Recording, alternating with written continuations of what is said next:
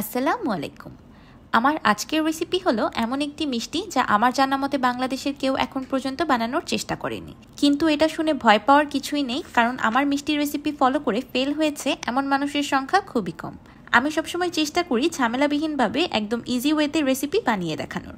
তো চলুন গল্প করতে করতে তৈরি করে নেই মাত্র 4টি উপকরণে স্বাদ মুখে লেগে থাকার মতো সবার অজানা এই মিষ্টিটি। By the way, I am chef Ishika. Welcome to iFood channel. মিষ্টিটা বানানো শুরু করার আগেই মিষ্টির মোল্ডটাকে রেডি করে নেওয়া জরুরি। মিষ্টিটাকে সেট করার জন্য আমি একটি 7 ইঞ্চির স্কোয়ার শেপের মোল্ড নিয়ে নিয়েছি।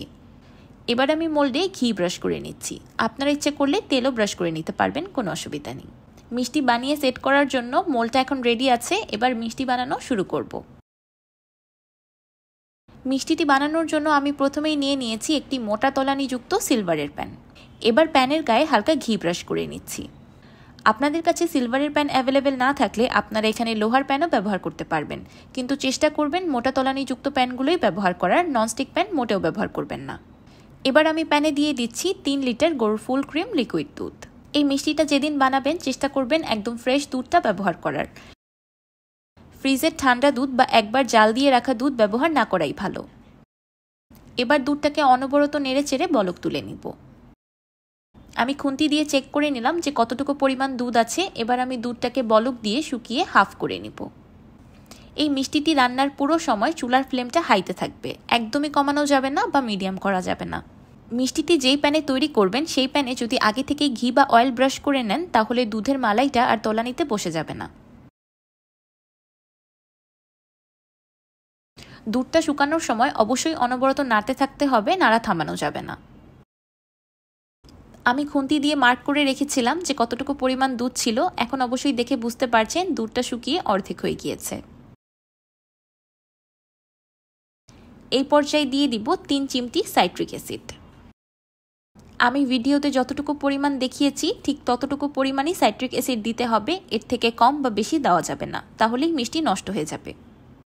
আপনারা এখানে সাইট্রিক অ্যাসিডের পরিবর্তে লেবুর রস বা ভিনেগারও ব্যবহার করতে পারবেন, কিন্তু লেবুর রস আর ভিনেগার ব্যবহার করলে 1 ফোঁটা করে দিতে হবে।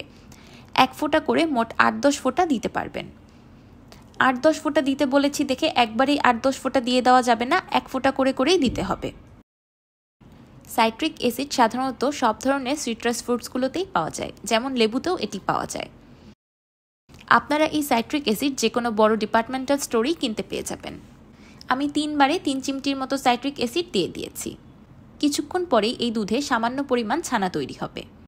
যদি এই পর্যায়ে বেশি সাইট্রিক অ্যাসিড, লেবুর রস বা ভিনেগার দিয়ে দেন তাহলে দুধটা একদম ফেটে ছানা হয়ে যাবে, তখন আর এটা দিয়ে মিষ্টি তৈরি হবে না। এবার দুধে অল্প অল্প করে চিনি অ্যাড করব। আমি মিষ্টিটি তৈরি করার জন্য মোট 350 গ্রাম চিনি নিয়েছি।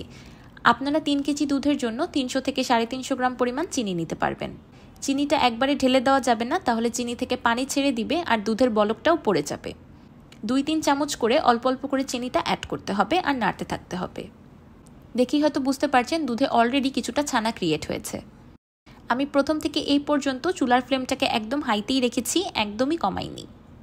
আমি আজকে মিষ্টিটা একটু বেশি দুধ দিয়ে বানিয়েছি যাতে মিষ্টির সাইজটা একটু মোটা হয়, তখন দেখতে বেশি ভালো লাগে। কিন্তু আপনারা 3 লিটার দুধের বানাতে না চাইলে 2 লিটার দুধেরও বানাতে পারবেন। একটা পরিমাণ মনে রাখবেন, প্রতি লিটার দুধের জন্য 1 চিমটি করে সাইট্রিক অ্যাসিড লাগবে। আর চিনির পরিমাণটা আপনারা আপনাদের মিষ্টির প্রেফারেন্স অনুযায়ী কম বেশি করতে পারবেন, সেটাতে বেশি একটা সমস্যা হয় না। কিন্তু তারপরও চেষ্টা করবেন 2 লিটার দুধের মিষ্টি বানালে 200 থেকে 250 গ্রাম চিনি ব্যবহার করার। আর 3 লিটারেরটা তো আমি বলেই দিলাম। আমি অল্প অল্প করে সম্পূর্ণ চিনিটা অ্যাড করে নিয়েছি। দেখতেই পাচ্ছেন এখন আগের থেকে অনেক বেশি ছানা জমাট বেঁধেছে। এই পর্যায়ে দিয়ে দিতে হবে 60 গ্রাম ঘি।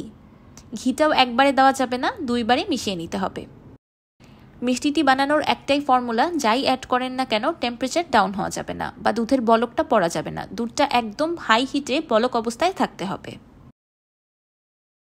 অনেকের এই মিষ্টিটা বানানোর সময় একদম ছোট ছোট ছানা জমাট বাঁধে বা অনেকেরটা একটু বড় বড় বেশি জমাট বেঁধে যায়। ছোট ছোট জমাট বাঁধলে তখন দেখতে ভালো লাগে না, প্লাস খেতেও ভালো লাগে না। আর বড় বড় জমাট বাঁধলে তখন অনেক সময় ছানাগুলো খেতে শক্ত লাগে।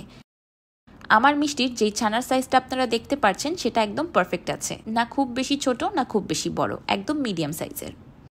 আমার রেসিপিটি হুবহু ফলো করলে আপনারা প্রথমবারই এই মিষ্টিটি একদম পারফেক্ট বানিয়ে নিতে পারবেন, আমি গ্যারান্টি দিয়ে বলতে পারবো। ঘি অ্যাড করার পর ছানাগুলোকে নাড়তে নাড়তে একদম শুকিয়ে নিতে হবে। যতই ছানাগুলো রান্না করতে থাকবেন দেখবেন কালারটা চেঞ্জ হয়ে আসছে। আমার মিষ্টিটা একদম পারফেক্টলি রান্না হয়ে গিয়েছে। এবার সরাসরি চুলা থেকে নামিয়েই মোল্ডে দিয়ে দিব। এই কাজটা একটু দ্রুত করতে হবে। আপনারা কিভাবে বুঝবেন যে মিষ্টিটা একদম পারফেক্টলি রান্না হয়ে গিয়েছে আর এখনই চুলা থেকে নামাতে হবে? আমার মিষ্টির প্যানটার দিকে ভালোভাবে লক্ষ্য করুন। প্যানের গায়ে যেই ছানাগুলো লেগেছিল সেগুলো পুড়ে হালকা ব্রাউন হয়ে গিয়েছে আর মিষ্টির কালারটাও অনেকটাই চেঞ্জ হয়ে এসেছে। এর থেকে বেশি রান্না করলে মিষ্টিটা ওভারকুক হয়ে যাবে, তখন খেতেও হালকা তিতা লাগবে আর পরবর্তীতে খুব বেশি শক্ত হয়ে যাবে। আর যদি এর থেকে কম রান্না করেন তাহলে মিষ্টিটা একদমই সেট হবে না, ডিমোল্ড করার সময়ই ভেঙে যাবে। তাই আপনাদের রিকোয়েস্ট করব ভিডিওটা ভালো মতো দেখবেন, আমার কথাগুলো ভালো মতো শুনবেন, বুঝবেন, তারপর মিষ্টিটি বানানোর চেষ্টা করবেন। আপনাদের মিষ্টিও একদম পারফেক্ট হবে। মিষ্টিটাকে সেট করার জন্য আমি একটি টেবিলের উপর একটি কমফোর্টার নিয়ে নিয়েছি। মিষ্টির মোল্ডের নিচে আরেকটি মোল্ড দিয়ে দিয়েছি যাতে কমফোর্টারটা নষ্ট না হয়। এবার একটি স্টিলের প্লেট দিয়ে আমি মিষ্টিটাকে ঢেকে দিব। এবার কমফোর্টার দিয়ে মিষ্টির মোল্ডটাকে খুব ভালোভাবে ঢেকে এভাবেই রেখে দিব 7-8 ঘন্টার মতো। এই মিষ্টিটি অনেকক্ষণ পর্যন্ত গরম থাকা খুবই জরুরি, তাহলেই মাঝখান থেকে খুব সুন্দর একটা ব্রাউন কালার আসে। 7-8 ঘন্টা পর ফিরে এলাম। এতক্ষণে মিষ্টিটা খুব ভালোভাবে সেট হয়ে গিয়েছে। আর একটি কথা বললে বিশ্বাস করবেন না, 7-8 ঘন্টা পরও মিষ্টিটা এখনও হালকা একটু গরম আছে। আপনারা চাইলে এটাকে সেট হওয়ার জন্য ওভারনাইটও রেখে দিতে পারেন। এবার আমি মিষ্টিটাকে ডিমোল্ড করে নিচ্ছি। দেখি হয়তো বুঝতে পারছেন মিষ্টিটা মাশাআল্লাহ কত সুন্দরভাবে সেট হয়েছে, একদমই খুলে যাচ্ছে না। এবার আমি মিষ্টিগুলোকে একদম দোকানের মতো করে পিস করে কেটে নিচ্ছি। এই মিষ্টিটার মূল বৈশিষ্ট্য এটাই, উপর থেকে প্লাস নিচ থেকে হালকা কালার থাকবে আর মাঝখান থেকে একটু গাঢ় কালার থাকবে। আর অবশ্যই চেষ্টা করবেন এখানে স্টিলের প্লেট বা স্টিলের ঢাকনা দিয়ে মিষ্টিটাকে ঢাকার, তাহলেই কালারটা সুন্দর আসবে। কি ঠিক দেখা যাচ্ছে না মাঝখান থেকে একটা গাঢ় রং এসেছে?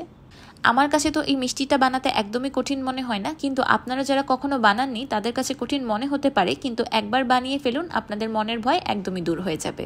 কারণ মিষ্টিগুলো খেতে এতটাই বেশি মজাদার যে বানানোর জন্য এতটুকু কষ্ট তো করাই যায়।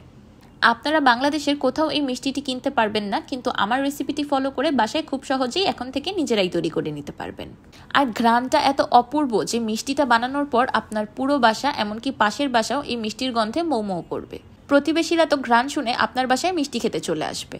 আপনারা হয়তো মনে করতে পারেন আমি বেশি প্রশংসা করছি, কিন্তু আমি আপনাদেরকে বলবো আপনারা একবার বানিয়ে খেয়ে তারপর আমাকে কমেন্ট করে জানাবেন আমি ঠিক বলেছি কিনা। এবার আমি একটি মিষ্টি ভেঙে দেখাচ্ছি।